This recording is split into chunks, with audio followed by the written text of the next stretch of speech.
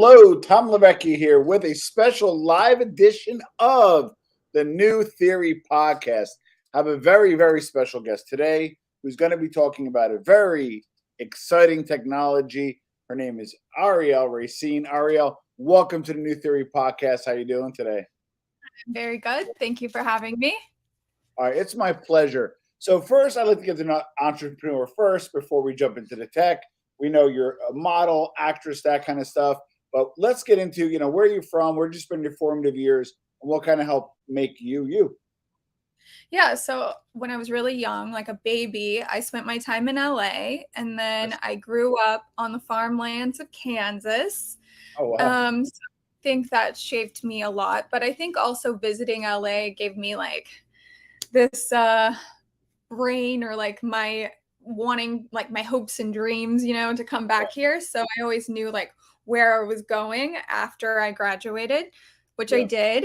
Now I live in LA and New York, which I love New York. New York's my baby. So I Nice. guess I'm running away from those farmlands. But, lately, I think it happens as you get older in life, you kind of crave what you like grew up in. So I'm like, I'm rocking my Kansas sweatshirt. But yeah, I'm like craving a nice small town again. But we'll see Love what it. happens. Love it. Now, just to let everybody know, for reasons related to the strike and stuff, we cannot talk at the moment about any acting or, and that kind of stuff. So we'll hopefully have Arielle back when that time comes. But more importantly, frankly, she's working on a really exciting technology. And give us kind of like, let's be real, like you modeled, you had a great career, and you're still do in that sense. But in terms of like social media, walk us through kind of like, what, why Real AF, which is a technology. Give us kind of your background and give us why you got involved. Well, I think really F is a lot of things Yeah. because technology is a lot of things, right? But let's think about like when was like the new thing that came on technology? It was basically the touch screen. That was like the last crazy inventive that changed our whole life, right?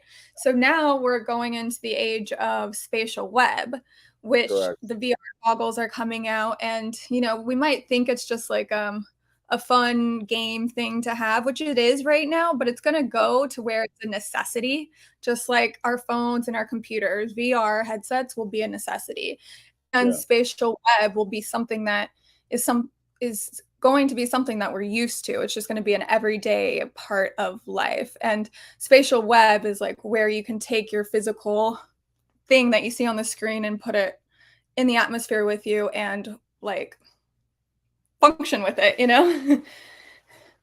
All right. So give us okay. So spatial web is as you know kind of a newer kind of ideal. We're gonna share the screen right now. If you can kind of go through a little bit, what. So this is a pretty cool. Now, mind you, everybody, you would be wearing either goggles or some type of glasses.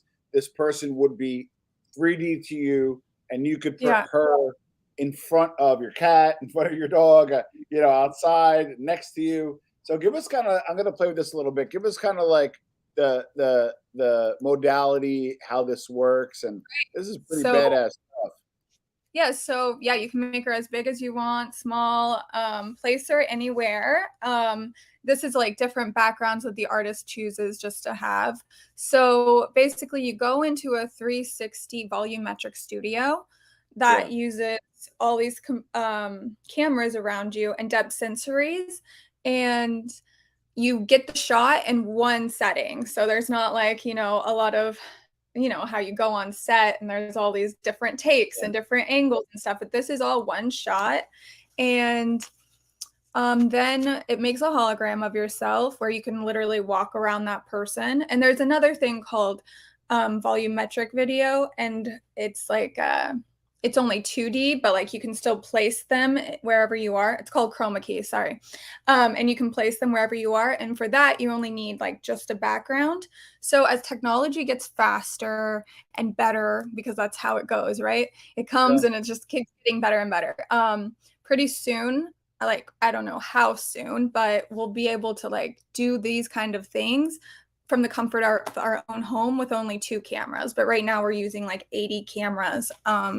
So what was once only available to like major studios or major productions, Real AF is bringing it to like the everyday creator, like the influencer market.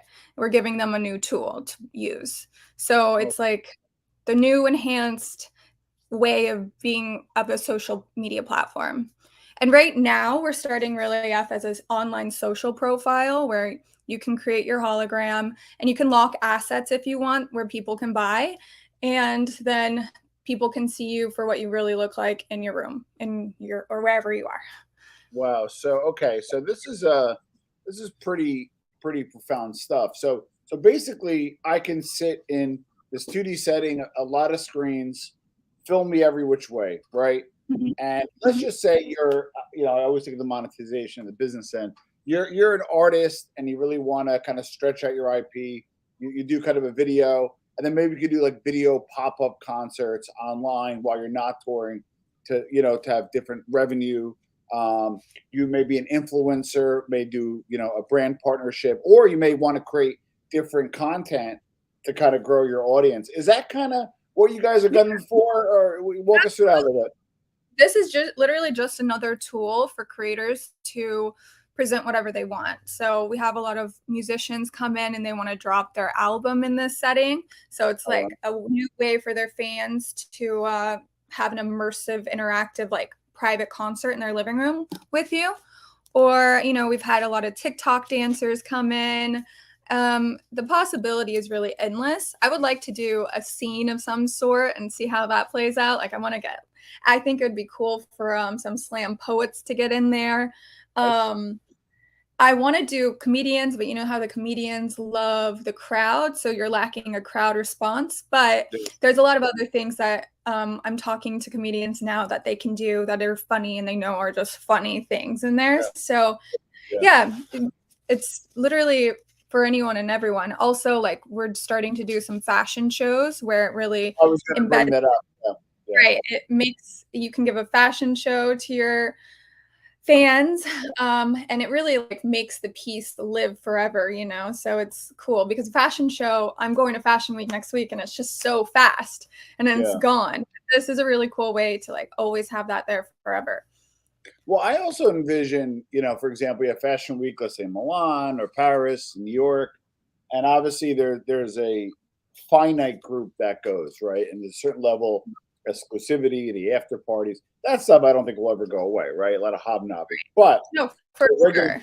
a regular person who might want to watch Fashion Week in 3D in real time, I can kind of see that being used for like a Fashion Week, where there may be, obviously you can't have a gazillion, on the runway, but maybe runway in the green room, they kind of do their thing. They go out, and then me watching anywhere in the world, you can watch it real time or live, or watch it after. So now you also get into maybe a shopping component. Hey, you like Right. my shirt? Buy this here. Or if you're an influencer, drop in merch, wear that merch. So the opportunities are endless. How and I know I know you're a fan and advocate of the brand. How's the tech? Is it, was it taking a while and you guys kind of got it? Are you almost there? Because this tech is a little tricky.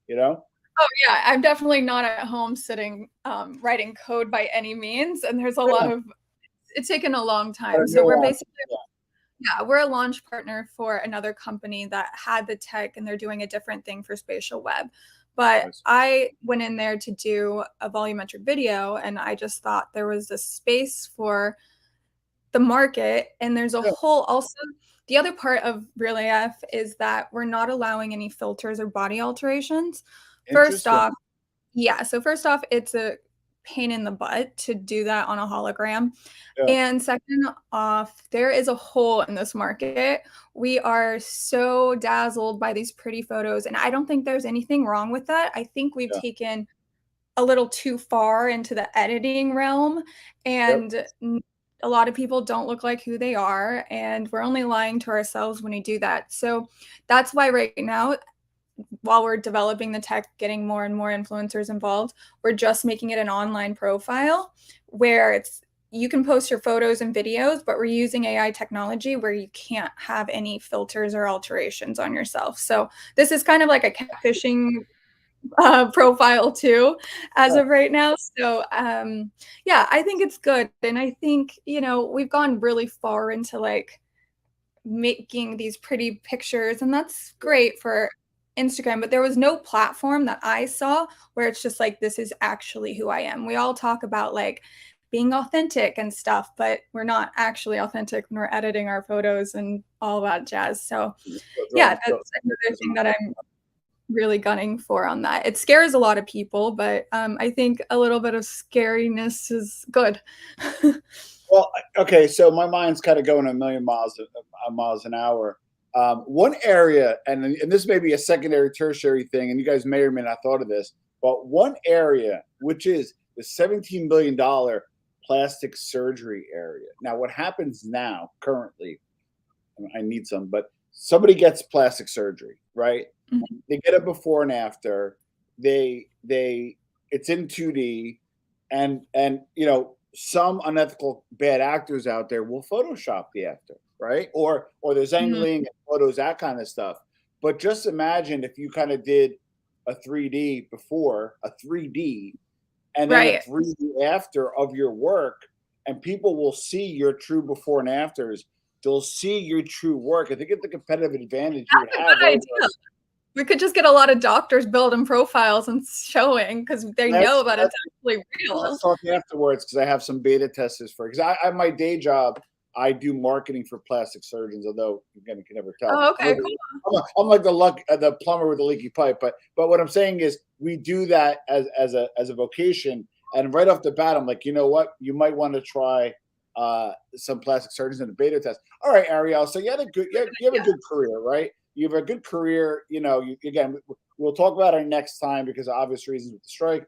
But how does like a nice, you know, Midwestern, bi-coastal, you know, living a fun life? Tech's not easy. Startup is not easy. This is not easy. How the heck did you get wrapped up in this? You know, I'm kind of dying to hear that. Yeah, no, I went into a studio shoot for the company that we're launching with now.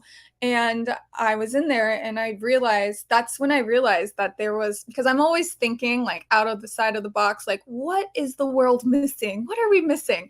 And when I went in, I was like, wow, there's no hiding in this studio at all. Like they can see Yeah, everything. So, then I thought about what influencers don't have in their life and like how not readily available all this tech is for them. yeah, So that's how I literally decided to do it. I like it. And what type But of I have a lot social following? of Yeah, thank God. I checked it out before I came on, but you can brag a little bit. How's your social following? How did you build it up? I'd like to hear a little bit about that as well. Yeah, I was definitely one of the first ones on Instagram. I had it for so long that I deleted it because no one was on it. And back in the day, which is actually really funny how, you know, Instagram just started off to be a basically a photo album for yourself, right? That you post like artistic photos, which is like what I did anyways. And now it's a networking hub. I mean, for me, like that's where I interact with probably most of the people I know. And like if I don't know them or I met them, that's like my network, right? Yeah, Um, so it's interesting how it's like a social, like how you communicate platform. And that's what I'm hoping. Like, I want Real AF to have a profile, like on just like with your LinkedIn. And it's like, this is really who you are, which that's like my dream for it. But I also see how technology is moving and it could be like a new way of interacting with people too. Um, but anyways, back to Instagram. And then I started modeling a lot and, you know, modeling, everyone wants to follow a pretty picture. So that's kind of just what wins. And that's the truth of it back in the day. So, yeah. and then I just built my following and was consistent about it. I like photos. So now I'm not so consistent, but I try. I try to just have fun with it because I think the more fun I can have with it, the more it helps in the end, you know? Well, what advice do you have? And I think Real AF when it launches will be a resource because candidly, it used to change. It was like food pics, and then it would be aesthetic pics, and then now it's like short form video. And I like what you're saying. Hey, I'm gonna have fun with it because you know what, I've been doing this a while. I want to kind of show me and what I'm working on, that kind of stuff. What advice do you have for people that want to grow their social audience and presence in 2023? What advice do you have Mm, for them today on how to grow? yeah. Really work on your engagement, like maybe get in some engagement groups or be real though. Like if you start commenting or if you actually engage with your followers, that'll just like build upon everything. Like if Yeah, you're I'm guilty of this sometimes, but like, what is it? I think Kim Kardashian said, like, oh, are you a post and ghost? yeah, Because like you just post and then you leave it. yeah, But no, really engage for the first couple hours. Go like just like you like getting liked or commented on, go comment and like other people. It's really a place to network and like people do appreciate that and give you the love back. Also, what else is there to do? There's so much. Also, the algorithm. I don't yeah. know the algorithm right now, but I think it's every single day. Then the algorithm really likes you. That's a lot of Correct. work. Yeah, I'm gonna hate me, but it is what it is. But that's something to be doing. And also TikTok is like you can really yeah. get it on TikTok. I remember I accidentally like went viral one time. I got kicked off TikTok at this point, but I went viral and it was me doing these fun videos and having fun with it. So you never know what's going to click, but consistency is key, just like in anything. Okay, so now what about so now the cool thing is, especially brands and collaborators, they'll look for a smaller. You could have a 1,500 followers, and you can get a paid post because Oh yeah, authentic. Yeah, there's a thing called micro influencers now that they only yeah, look for like following correct. between like 15 to 30,000 or something. Yeah, So yeah, and I know there's a lot of agencies out there that look for people too, and that could help you get like some money paid. yeah. I Well, don't know how good I you kind of answer my next question, but I would like maybe expand upon more before we wrap it up.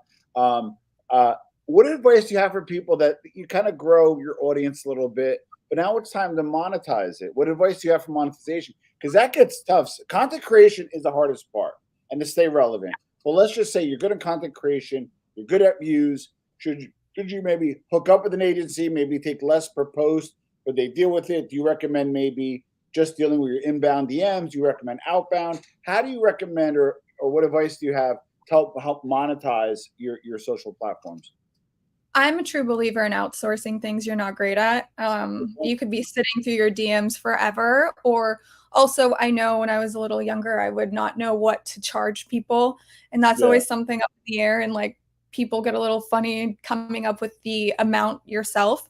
So I always say outsource things that you aren't good at, and that way you don't have to deal with all of the because it could be a scam. There's a lot of scammers out there, that is true. and that's why it just cuts. Oh, music. That's pretty cool. So I didn't even Yeah, play music. no, she's dropping a single. That's what she was doing. Oh, that's It's nice. her new song that's out. But yeah, I would say just go to an agent and just get it done. Or, there's a lot of like Instagram marketers and stuff that will gladly do that for you and you don't have to pay them that much and you wouldn't have to give them a fee. So Love they're it. out there. Okay. Okay, so two more questions before we wrap up. The first is for Real AF. If let's just say I know you're the face and I know you're heavily involved with the marketing end. What's your strategy for the go to market? Is it influencers? Is it a brick by brick? Local. Give us kind of like, hey, you know what? We're launching tomorrow. We're ready to go in beta or full send. What's your strategy on the go to market strategy from your perspective? On getting it out there. I think just getting a lot of influencers in there that will push it, to be Yeah, honest, like when you're ready yeah, to launch and yeah. want to show it. So I think because they have a big influence. It's like once you get one influencer, everyone's like, "Oh, I know her. I want to do it too." It's like this thing where everyone wants to do it once that one cool person does it or in their eyes. You know what I mean? So I think it's just that kind of effect, which is really funny. And right now we're only based in LA, and LA people want to be the cool ones doing the cool new things. So Yep. that's kind of like once you get that one person, it's just kind of a ripple effect down. Like everyone's like me, me, me, and ideally what I want. All right. So this is an important question, and you reserve the right to be wrong because we all know that tech is difficult to predict. I know you guys are in beta. When in the vicinity do you plan to launch so our viewers can check it out and sign up for Real AF? Yes, that is the question that I've been messing up all the time. But I am going to say October, end Oh of wow, so October. soon. End of Wow, October. Yeah, we have another big shoot coming up, and then we're ready to put it out there. So, I love it. I love it. So yeah. Arielle, if people want to follow you and Real AF, how can we find you guys?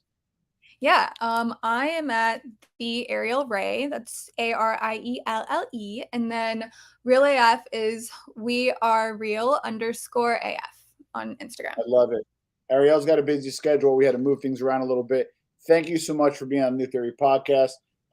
It's really nice to see, an up and coming female entrepreneur. You're pivoting in your career, which is pretty cool, and you're leaving your comfort zone because that is really exemplary. Because I'm more of a marketer than a tech person. I know enough to be dangerous, but the fact that you're kind of spearheading this, and again, you're not claiming to be a techie, but Yeah, the fact that you're doing is commendable. So thank you so much. The best of thank luck to you. you. We'll follow back up at the launch and hopefully get an invitation to the launch party. But thank you for I would being love on the New Food podcast. Cool. Thank you so much. Our pleasure. Our pleasure.